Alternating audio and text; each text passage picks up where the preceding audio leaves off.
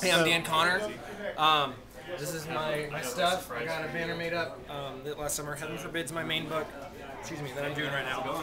It's a fun series, basically based out of mainly comedy.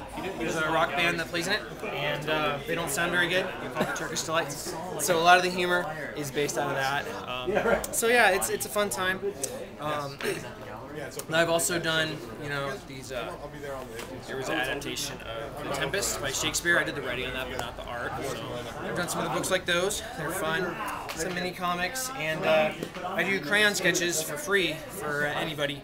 So I'll hopefully be drawing a good number of those here today, and they're a lot of fun. I got a painting that hopefully I'm going to sell for $100, and that'll go to a newlywed couple that got shot at the Aurora shooting. So that's my goal there for that. And I think that'll work out. And yeah, so that's kind of me. It's kind of the fun stuff I'm up to. So I'm really excited to be here today. This is an awesome store. Just seeing the setup's great.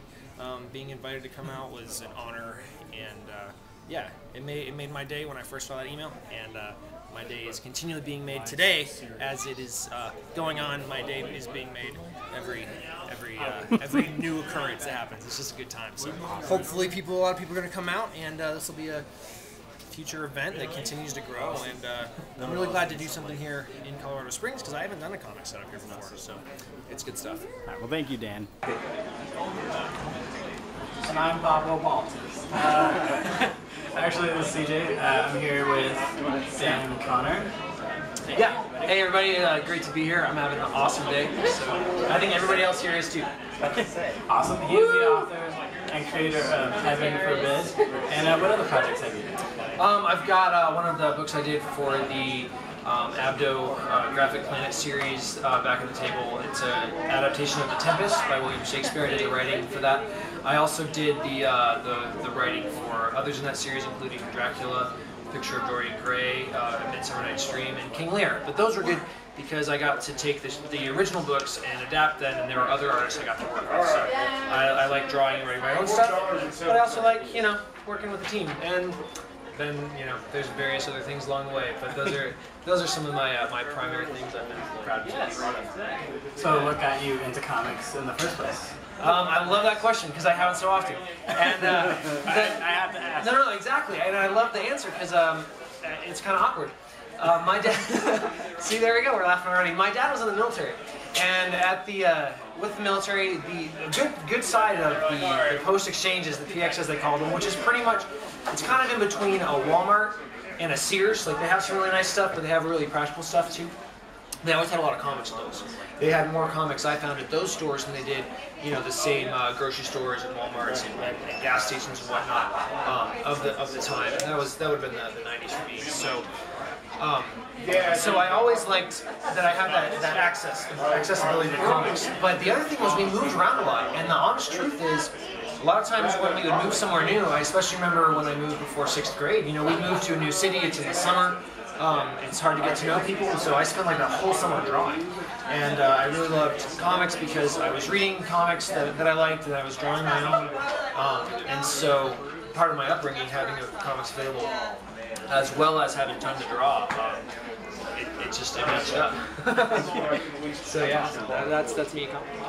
So where did Heaven Forbid come from?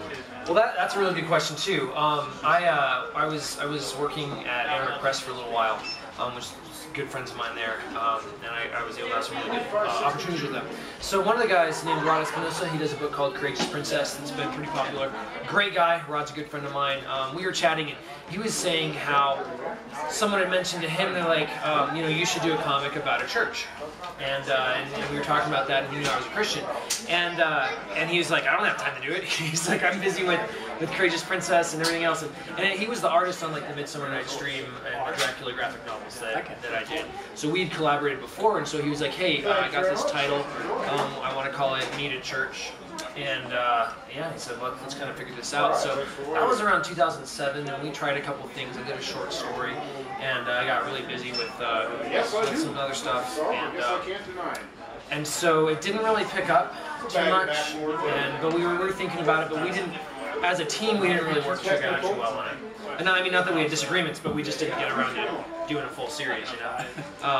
So what we did was, a couple years later, it was still in the back of my mind, and that was, I'd done like those adaptations I mentioned, kind of in between.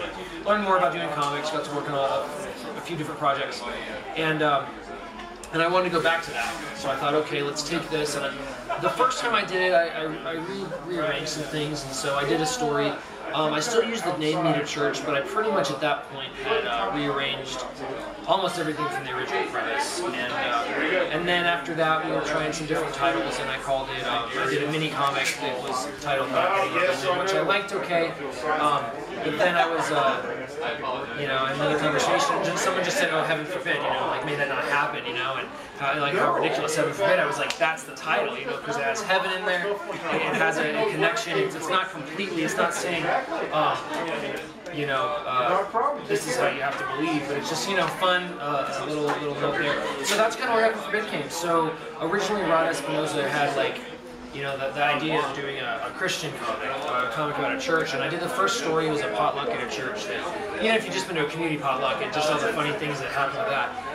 And then afterwards I was like, well, I'm a Christian, but so my life isn't just about that. My life's about being in coffee shops and playing music and hanging out with friends and pets. And so I took that, and most of the stories are just kind of about those things. It's just life. Some of the characters are Christians, they talk about beliefs, but I've had a lot of good input that it's normally pretty humorous, you know, and then people have said that they've expected it to be kind of negative or saying this is bad or this is bad. And, like, no, it's just people kind of talking about stuff and about bands that are horrible and, I mean, not saying, oh, this band's bad, but like, they're in a band that just doesn't sound very good, you know, that's the humor of it, or pets that, you know, that they have struggles with, and yeah, that's pretty much what the comic's about in 5,000 words or less. Yeah, about 5,000 words. Yes. Okay, and as well as that, actually, if you want to show the audience your book, actually. Yeah. So that's the new second volume we came out with last summer. It was about 2 years I was working on this book, and I really enjoyed it. So. Do you have any future plans for the book? Where's it going? Yeah, so what I'm doing is I've been working on 2 books at the same time, and the other one, this one is still kind of regular, more like strip comics and whatnot, you know, just your 4 panels and things like that. So at the same time, I've got a preview of it in the back. I wanted to do more of your standard, you know, full-page comics. You know, not doing it with the more newspaper strip style or the webcomic format. So I've been working on this book that's previewed here, as well as, you know, the regular, you know, the strips and whatnot. So I'm about I'm gonna forget, but I think I'm about 100 pages in on this next one that I hope to release next year. The plan is to have it at Denver Comic Con, and if I keep to a schedule I have, I'll probably do that. So yeah, that just kind of takes the band that some of the characters are in, and really just focuses on that. Focuses on some shows they're trying to play, some relationships, a lot of things that were kind of you know, starting to take place in some of these books. That's just a full graphic novel. 1 page to the last, it's one solid story. And so that's been a little different way to approach it, but it's been a lot of fun, and it's going to be called Journey into Her Story. So when I thought of that somewhere, I was like, I got to use that. Anytime I can have an allusion to real comics is fun. So, kind of winding down, learning so much about it. Enjoying the ride. So, Tom, yeah. You're the editor for that, right? Yeah. So tell us a little bit about that. Right on. Wow, you did some research. That's amazing. That's so cool.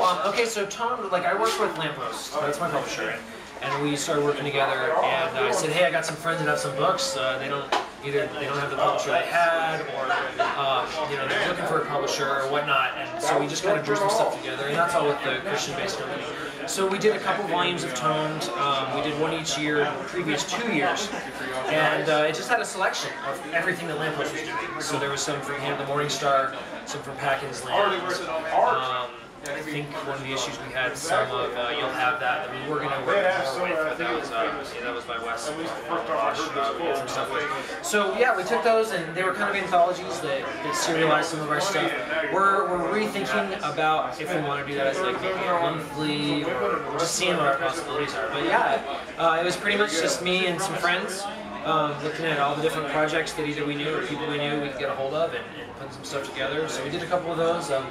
If you've heard of Parable that Mike Pack put together, he has some stuff in the, I think he has a short story in the new Cowboy book by Archaea, and he has something in another one of their books, maybe like one of the Jim Henson books. He has some stuff, and he has some stuff in like Comic Book Tattoo. He put together an anthology called Parable, and it's really good. So we put that, we were able to put that book out, and then we've got one like with a good interview with him that we were able to do, and some other art. So yeah, that's what those are, man. That's so awesome that you asked about that. Okay, so one last question I was kind of curious about. So telling it's a bunch of random stories like submitted basically. Are there any like stories that you just have to outright reject? Like, are there any bad stories? Oh, as far as that we've rejected? Yeah. I kind of want to say, and I was talking with a friend last night about artwork and things like that. I almost want to say there's not really such thing as a bad story. I might want to say that, especially because a lot of people know I pretty much focus on like more all-ages materials. There's stuff that I don't really want to work with because of, if it's a little bit more mature that I want to work on. So there's some things like that, but to me it's about audience. I really like the Pixar model because they take a good story. Their stories are pretty much family friendly. Even though sometimes like in Up, there's some very sad scenes in that movie.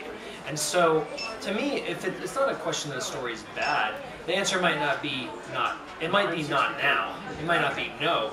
It might be either let's refocus on your overall story and see how to maybe refine that. Because I mean, yeah, it's true. Like I'll get submissions I look through and I'm just like, I don't want to be rude to this guy, but I don't really want to read this. And if I'm not entertained by it, I don't really want to work on it. Right. And I mean, no offense, but that's just, you only have so much time in a day of things you can work on.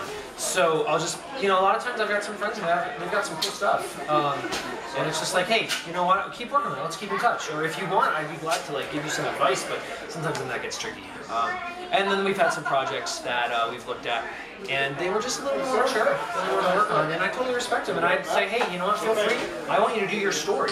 Please, do the story that you have the vision for. You're the artist, you're the writer, do this story. But it might not fit like our business model. And that to me, it's not about saying this is bad. It's about saying, yeah, it's not really our business model. I think when you have a model, when you have a quote mission statement, and you work towards that, you're going to be able to be more successful in that than if it's more all over the place. And I think with anthologies too, like it's hard to have an all-ages story in the beginning and then have a mature story in the end, because who's going to look at it? So that's kind of the way I do things, and I just try to be positive. I think everything sounds better with a smile. So yeah. Well, thank you very much. Dan Connor, please give it up for him. Woo! Woo!